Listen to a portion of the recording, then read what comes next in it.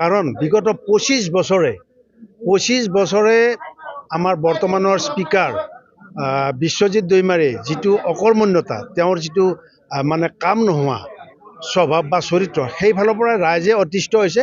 গতিকে তেওঁক প্ৰত্যাহ্বান জনাই নিশ্চয় ৰাইজে কংগ্ৰেছ দলৰ প্ৰাৰ্থীক জয়যুক্ত কৰিব।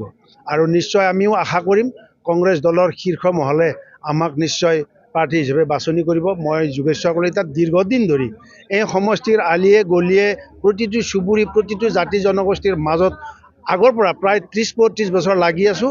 আৰু বিগত 4 মাহ ধৰি মই প্ৰতিদিনে সমষ্টিৰ ভিতৰে বাহিৰে ঘূৰি আছোঁ। গতিকে যদি দলীয় নেতৃত্বই আমাক প্ৰাৰ্থী নিৰ্বাচন কৰে, নিশ্চয় আমি এই সমষ্টি অসমৰ ৰাইজক আৰু অসম কংগ্ৰেছক উপহাৰ দিবলৈ সক্ষম হ'ম। আপুনি যেহেতু এটা সময়ত জিএছপি দলত আছিলে, এতিয়া আপুনি কংগ্ৰেছ নাই, এইটো ভুল ধাৰণা। মই জিএছপিত নাছিলোঁ। মই অবড়ো সুৰক্ষা সমিতিৰ প্ৰতিষ্ঠাপক আৰু আজিলৈকে যোৱা 2 মাহ আগলৈকে মই সাধাৰণ সম্পাদকৰ দায়িত্বত আছিলোঁ।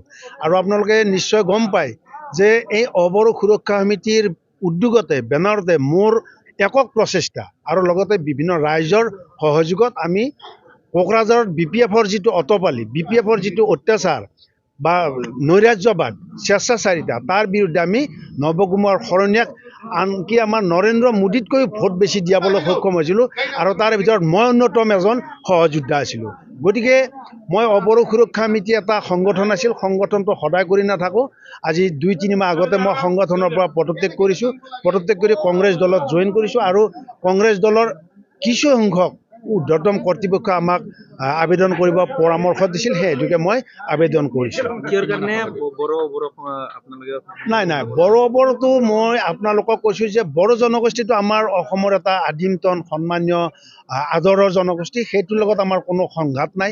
কিন্তু BPFৰ যিটো উদ্ভাণ্ডলি, BPFৰ যিটো স্বেচ্ছাচাৰিতা, তাৰ কাৰণেহে বড়ো জন্ম হৈছিল। গতিকে মই আজিও আপোনালোকক অনুৰোধ কৰি ক'ম, বড়ো জনগোষ্ঠীটো আমাৰ অতি আদৰৰ, অতি স্নেহৰ বৃহত্তম এটা মানে প্ৰাচীন জনগোষ্ঠী। গতিকে এই জনগোষ্ঠীটোৰ লগত আমাৰ কোনো সংঘাত নাই। কেৱল এই বড়ো জনগোষ্ঠীটোক ঠগ প্ৰবঞ্চনা কৰি বড়োৰ এছাম ৰাজনৈতিক নেতাই যিটো চৰম প্ৰতাৰণা কৰি আছিল, তাৰ বিৰুদ্ধে মানে বড়ো বা অবড়ো হৈছিল। আৰু আপোনালোকে জানি ভাল পাব, গোসাইগাঁৱত বড়ো ল'ৰাই আমাৰ অবড়ো সুৰক্ষা সমিতিৰ দায়িত্ব লৈছিল, কছাৰী নাৰ্জাৰী। গতিকে তেনেকুৱা পৰ্যায়। আজি আপোনালোকে চাওক, এইবিলাক অঞ্চলত বিশ্বজিৎ দৈমাৰী 25 বছৰ তেওঁ সাংসদ বা স্পিকাৰ বা MLA হৈ থাকিল, কিন্তু ৰাইজৰ কোনো উন্নতি হোৱা নাই। কিন্তু নেতাসকলৰ ঠিকে উন্নতি হ'ল। আজি বিশ্বজিৎ দৈমাৰীৰ যিটো ইয়াৰে চৌহদ আৰু অন্য ঠাইত তেওঁৰ যিটো সম্পত্তি আপোনালোকে চাওক না। গতিকে তেওঁ এই গোটেই ৰাইজক শোষণহে কৰি আছে। আৰু তাৰেই কাৰণে অবড়ো সুৰক্ষা সমিতিৰ জন্ম হৈছে। নিশ্চয় হয়। নাই, এতিয়া চাওক, সমস্যা যেতিয়ালৈ থাকে তেতিয়া সংগঠনটো মৰহি নাযায়।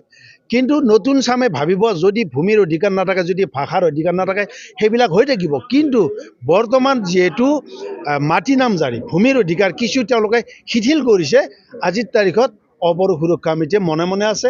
আৰু যদি তেওঁলোকে পুনৰ কৰে যে অন্য জনগোষ্ঠীৰ ইয়াত ভূমিৰ অধিকাৰ নাথাকে, কিবা নাথাকে, তেতিয়াহ'লে নিশ্চয় তেনেকুৱা হোৱাটো স্বাভাৱিক। গতিকে মই ভাবোঁ তেনেকুৱা নহ'বৰ কাৰণে অসম চৰকাৰ বা আমাৰ যদি কংগ্ৰেছ চৰকাৰ হয়, তেনেকুৱা কেতিয়াও হ'ব নিদিওঁ। প্ৰতিটো জনগোষ্ঠীৰ সম অধিকাৰ, সম উন্নয়ন প্ৰতিষ্ঠা হ'বই লাগিব। আৰু সেইকাৰণে আমি কংগ্ৰেছ দলত জইন কৰি কংগ্ৰেছ দলৰ প্ৰাৰ্থিত্ব বিচাৰি আবেদন কৰিছোঁ।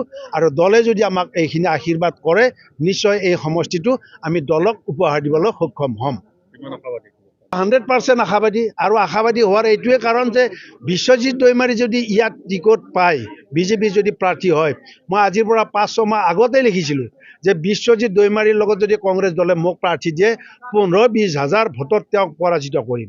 কাৰণ তেওঁৰ কৰ্ম, তেওঁ বহুত যিটো কৰিব লাগিছিল একো কৰা নাই। কাৰণ তেওঁৰ সন্মুখৰ এইটো আমাৰ গোৰেশ্বৰ নাওকাটা যিটো ৰাস্তা, মহৰীপাৰাৰ পৰা আজিৰ তাৰিখত আপোনালোকে আহিব পাৰিছে নেকি কওক? ভিতৰেদি আহিব লাগে। তেওঁৰ সন্মুখৰ যিবিলাক ৰাস্তা, গোটেই ৰাস্তা একো নাই, মানে উন্নয়ন বুলি একো নাই। গতিকে বিশ্বজিৎ দৈমাৰীৰ অকৰ্মণ্যতাৰ কাৰণেই ইয়াতে কংগ্ৰেছ দলৰ প্ৰাৰ্থী যদি যাকে নিদিয়ক জয় হ'ব। কিন্তু মই হ'লে আৰু 100% কনফিডেঞ্চ আছে, মই ওলাই যাবলৈ সক্ষম হ'ম। Thank U.